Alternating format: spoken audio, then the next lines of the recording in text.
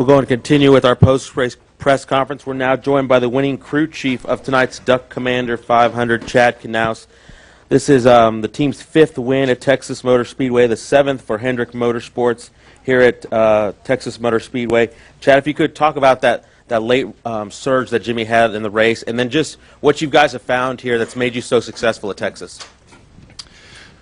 Yeah, as far as how we perform here at Texas, I think it's, this is a racetrack that definitely falls into Jimmie's liking. It's a track that you've got to be able as a driver to search and try to find a different line. Obviously, 500 miles here, there's a huge swing in track conditions.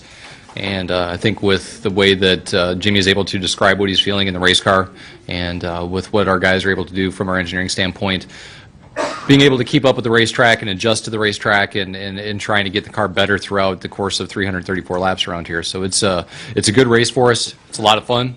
We like coming out here. Obviously, it's cool to see the confetti and the fireworks and all that stuff. And then as far as the race, it went really well.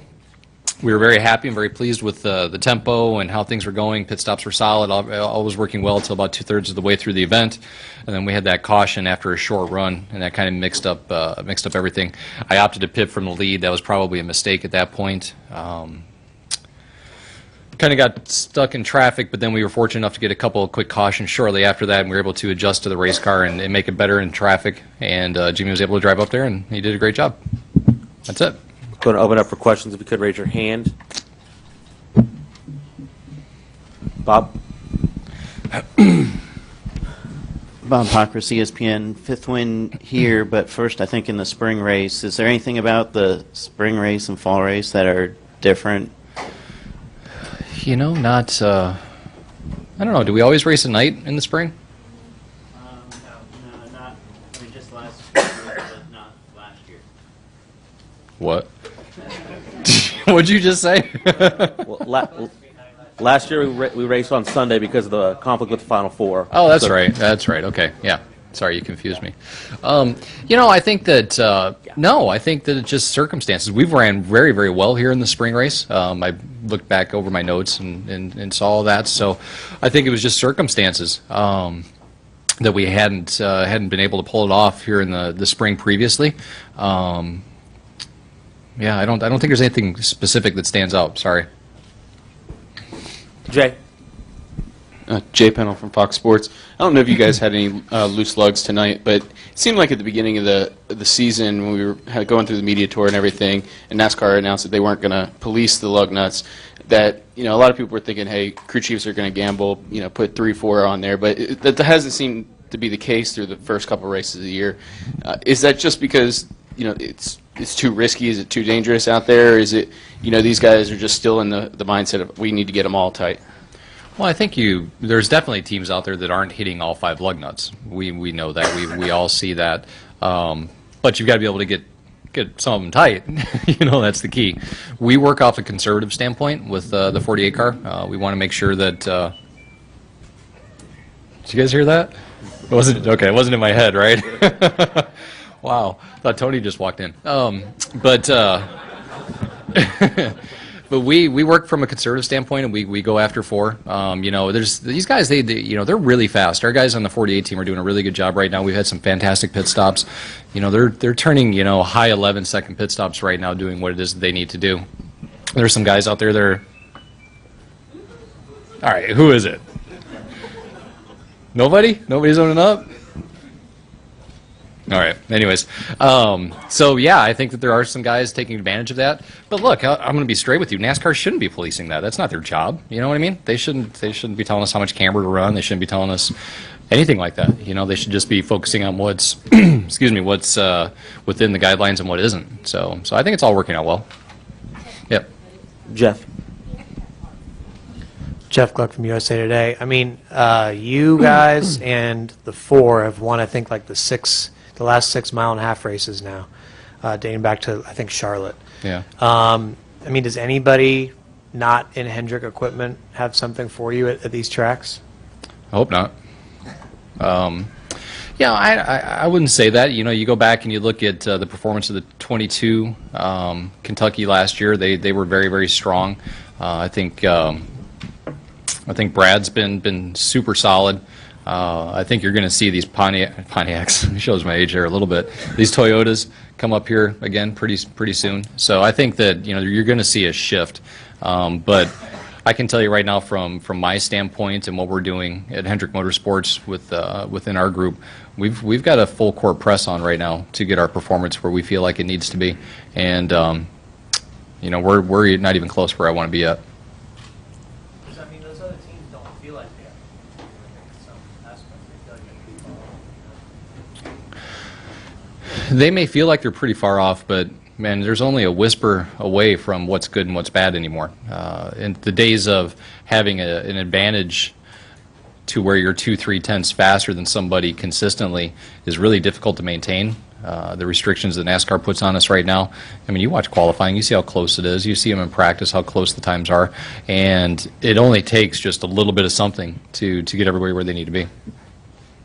I mean, I'd much rather see the field spread out more, and I think that's better, but we're not quite there yet. I think I got a cold. I'm sorry. Chad, Jerry Jordan, Kicking Tires. We've heard you and Jimmie on the radio before. Tonight, when he got up front early, there was some interesting conversations. Was he not following a strategy that you were thinking of when he said he kind of getting out there? I don't know. What was the plan with that? I don't know. What do you say? What'd I say? Did I piss him off? Yeah, you did. Yeah, that happens. I don't know. I don't remember what it was. I mean, that was 4 hours ago, man. I don't know. Was there a plan to come? Oh, I remember what you're talking about now. Yeah. No, I was just shocked. He had committed to the bottom of the racetrack. The 4-car had jumped up to the top about 8 laps into a run, and Jimmie just stayed at the bottom. And I asked him, I was like, why'd you stay on the bottom? And he just felt like it was too early to go up there and, defend and try to start blocking the 4. So he was being a gentleman racer. I wasn't really worried about him being a gentleman racer. I was like, well, I think he would be faster if he moved up top. So that's what I was talking about at that point in time. Yeah. Yeah. Any other questions for Bob? Bob Hawkers, ESPN. I know you guys sometimes make fun of us for wondering like if you guys are in a slump or whatever, but kind of from your comments, obviously Vegas, you guys were running well until you had the tire issue, but Yeah. Auto Club didn't look that. Oh, we were good in Fontana. Okay, so I mean, are you concerned at all about your intermediate program coming into here? I had a lot of confidence coming into Texas based off of where we had been in Fontana, where we were in Las Vegas, and where we were in Atlanta. I did. I felt like that we were going to be okay. We've done a lot of hard work, and I felt like that we were going to be okay. Our intermediate program is, again, it's probably as good as it's been in the last year. We're making huge gains, but we need to be a lot better yet. I was talking with Mr. Hendrick yesterday, and unfortunately, I wish he could have been here tonight. He had to get back to Charlotte, do some deals with Hag. But we've got to press hard to get to where we need to be, where the 48 was a few years ago. And with the rules and the guidelines that they put out there right now, it's difficult to do.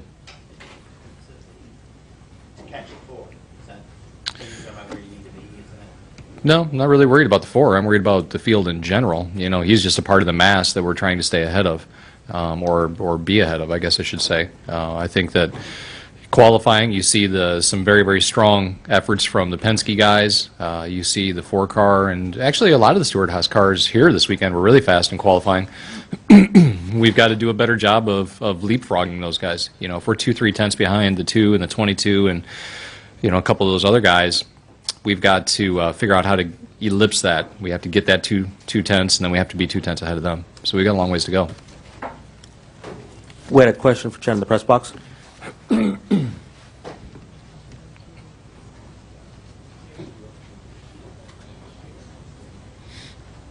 Question in the press box.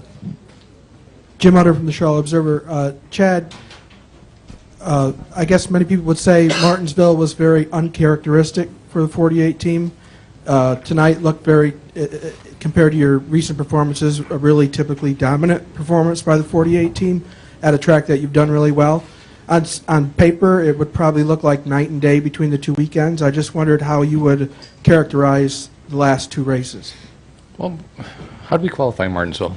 5th or 6th, right? Yeah. So, actually, Martinsville, I thought It went really smooth. We had a really solid Friday. We had a really good Saturday. We started the race. The car wasn't exactly how we wanted it to be, but we had a mechanical problem. And when you have a mechanical problem like that, then that's difficult to overcome. So, we've had some really, really atrocious starts. Excuse me. In Martinsville, and made some good changes once the track comes to us, and actually won. So, to have a mechanical problem the first 100 laps of a 500 lap race, it's kind of difficult to make something like that happen. So it wasn't like we raced 35th, you know what I mean? So we would have been pretty good, I think, last week. But this week was great, man. It was fantastic. Jimmie came in, he was ready to go, he was energized. The guys came in ready to go and energized. Weekend off, I think, was good for everybody in the industry. And we came in here on our tiptoes and ready to go. We're joined by our winner of tonight's Duck Commander 500, Jimmie Johnson, driver of the number 48 Lowe's Pro Services Chevrolet. It's his 5th career NASCAR Sprint Cup Series win here at Texas Motor Speedway, most by any driver. It's the 72nd win of his career. Your first win in the Duck Commander 500. Talk about that late push there at the end and just the success that you found here at Texas Motor Speedway. Yeah, I think sorry, my voice is gone. I woke up sick and it's not getting any better. Yeah, the end of the race was nutty. I think those last 3 restarts with the varying tire strategies that were going on, everybody was just driving so hard, and our car didn't handle like it was when we were up front leading. So the first restart, we were pretty concerned and made some changes. The second one, we got a little better. The third one, our car was really, really good and able to work our way forward. Unfortunately, the 4 was having some trouble getting by the 1, and they slid up high through 3 and 4 and left the bottom wide open for me. And I thought I'd at least get the 4 car, and when I came off of turn 4, I was alongside the 1, and I thought, man, we're going to get them both here. So that worked out well, and then I thought I had it under control. 88 had something working on the bottom, so I got the bottom sorted out. And then the 4 was flying around the top, and started working on my line around the top. And I looked up in the mirror and I saw smoke and sparks and figured that was the end of the 4. And next straightaway I saw him door to door with the 88 still going at it. So just a fun race. I mean, I hope everybody enjoyed it. I know from where I was sitting and the competitors, tonight was a very good night for our sport. A lot of great racing. The surface of this racetrack really allows that all to happen. And we're happy that we're able to come out here and put on a great show. Let's go ahead and continue with questions. If you could raise your hand, we'll get a mic to you.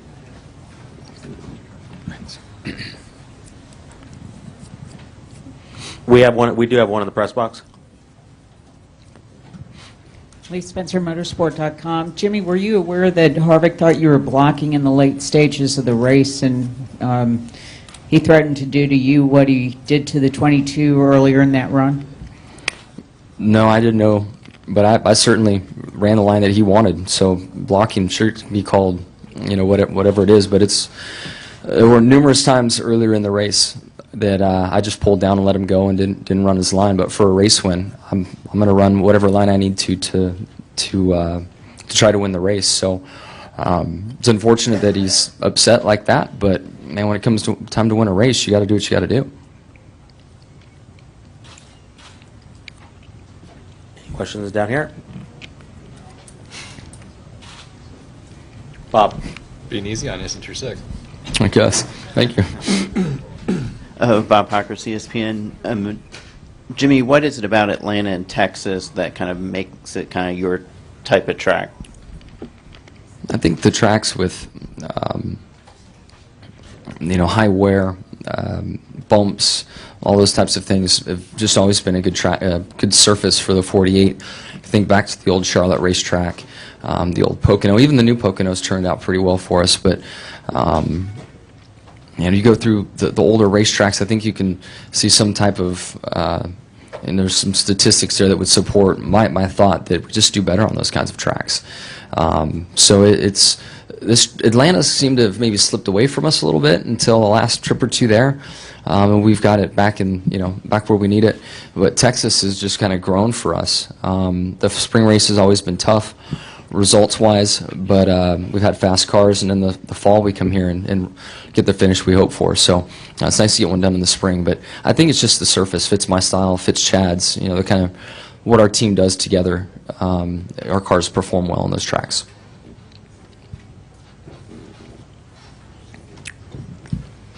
Any additional questions? Gentlemen, thank you very much. Congratulations. Thank you.